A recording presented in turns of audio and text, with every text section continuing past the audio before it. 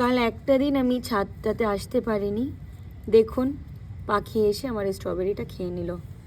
যাই হোক, এটুকু বাদ দিয়ে হচ্ছে আমি কেটে নিজেই খাবো। এটাতে অলমোস্ট কালার ছড়ে গেছে, অনেকগুলো স্ট্রবেরিও ধরেছে। পাপা তুমি একটা একটা করে হোল্ড করে রাখবে, আরও কিছু স্ট্রবেরিজ আছে, আই দেখিয়ে দিই।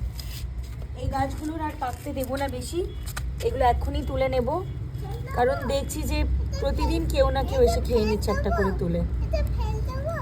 না পাপা, ওটা ফেলে দেয় না, এটা হোল্ড করো। এটা একটা নাও, এই একটাতে কালার চড়া স্টার্ট হয়েছে, এই গাছে একটি হলো, এটাও তুলে নিচ্ছি।